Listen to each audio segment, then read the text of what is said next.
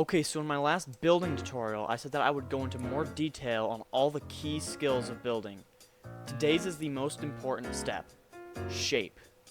So I'll be going into all the tips and tricks used to make an amazing shape.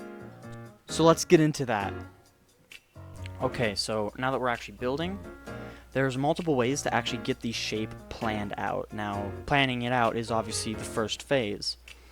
The way I do it is I just place logs in a bunch of random places until I'm able to get a shape that I think would look interesting. And then I just raise it up to the desired height to whatever I want. Some people like Fwip would make a sort of a blob or the actual shape of the house out of a certain block and then sort of just get the colors and the palette fixed in afterwards. I do not like doing this as it always makes weird looking houses for me, but I don't know, depends on your style. Now, actually framing is very important as this is the most key part to making a good looking build. Many professionals do not actually add framing, at least the way I do, but I can assure you that this is easily the best way to do it. And for these professionals, they don't do it because they don't really have to. They can do other things so much better than they can framing, and that stuff can make up for it tenfold. It's crazy. Now, you notice that I raised the things up a little bit, made them different heights. Now, height is a very important thing here. You need to get the right height for your kind of build, depending on what you want it to be. Now, even if no matter what kind of height you're trying to get, you always want the height to vary with different parts or sizes of your build. It helps break it up a little bit and make it look more interesting. There's more just stuff to look at. And it also gives your build much more personality or things like that. Now, I did start the walls a while ago, but I was in the middle of talking about height, so yeah. Something you want to do with walls is you want to make the actual planks or the wall block one block inside of the framing. Again, I was already talking about this, but many professionals do not actually do this because, well, they're just not used to it and they can make better builds without it. But if you're starting off with building, this is the way to go. See, the reason this is so important is because it adds more depth. Now, depth is easily, no matter who you ask, no matter what builder you're talking to, depth is easily the most important thing in building. You cannot make a good house if it's just a square or just anything that has no depth, any flat wall or anything. That's not going to look good. Now, a good way to make more depth and to make a good looking build is to add as much depth as you can. This is something that I myself am working on at the moment, but have been given tips on from other more professional creators. You see, depth basically controls every aspect of building.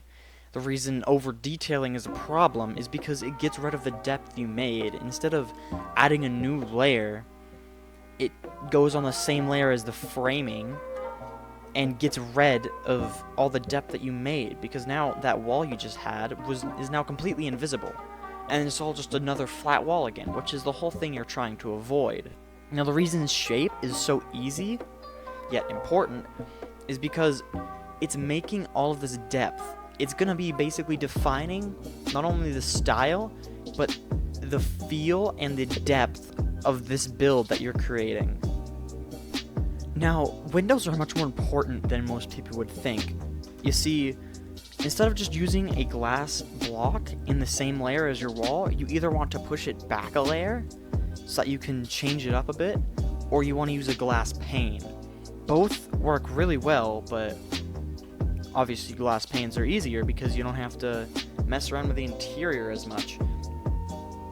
Now, you can see I'm probably doing more detailing at the moment than I am shape, but it actually fits in a lot more than you guys would think.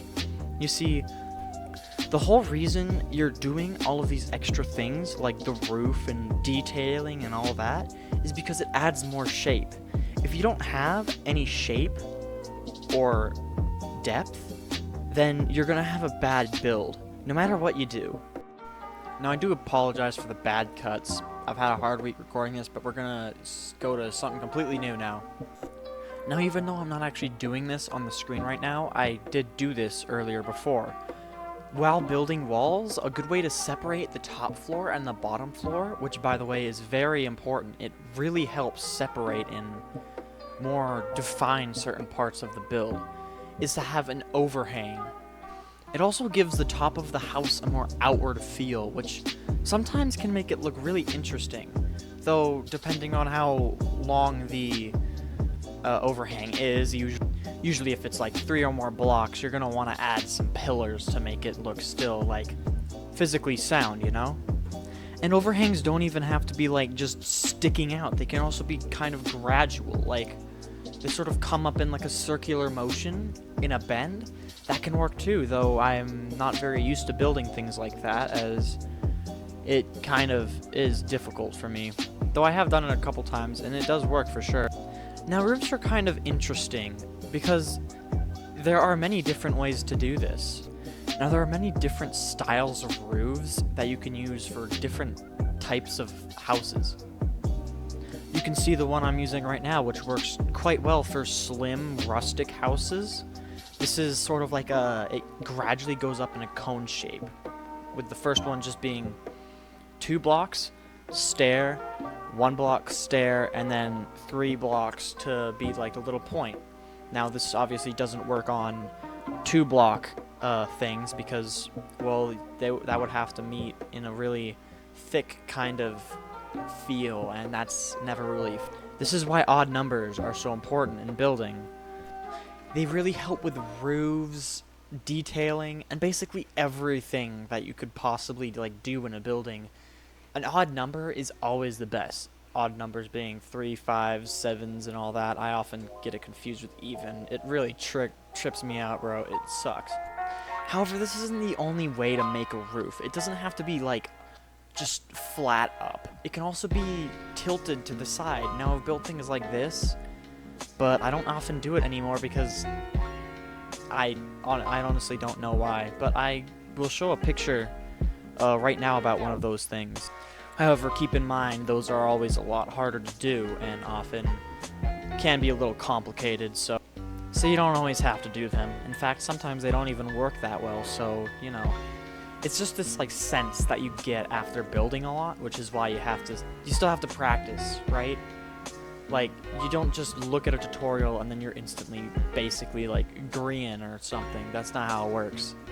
However, I will be talking about things like that in another episode, hopefully, so yeah, make sure you subscribe if you want to learn about that stuff. Now, most people build roofs flat, which really just isn't good because, first of all, it removes all shape, and second, does that actually work in real life? Now, keep in mind, this is something you should consider while building a house. If it doesn't work, don't do it.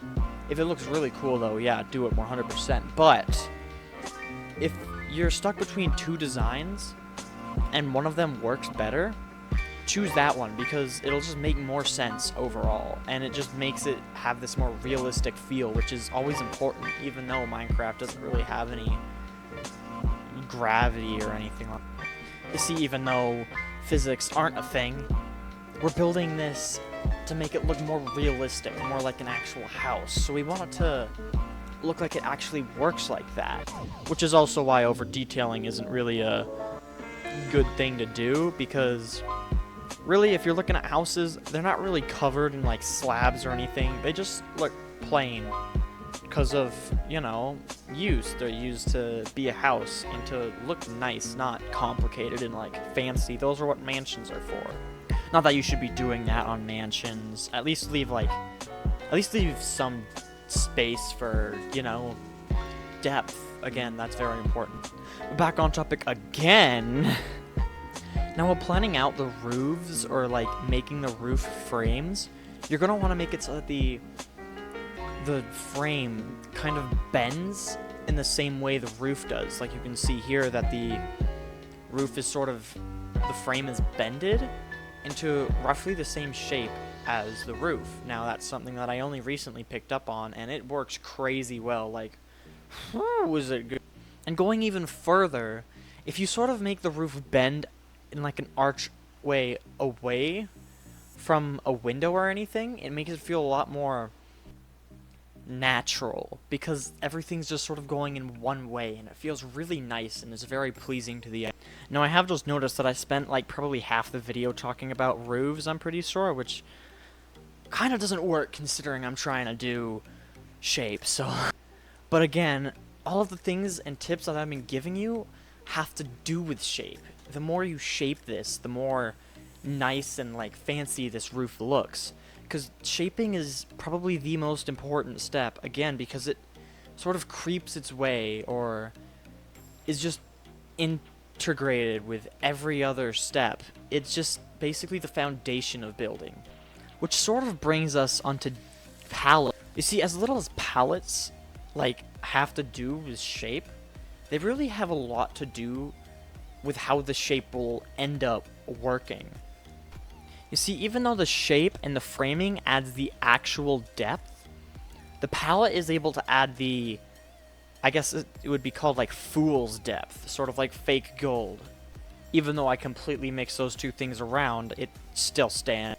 You see, most of the builders, professional builders, an example would be BOO, who don't actually add this depth of framing into their builds, are able to change and mess with the palette so much that it's able to give this like sense of depth even when there isn't any, which is something incredibly impressive and also something that very few people can pull off.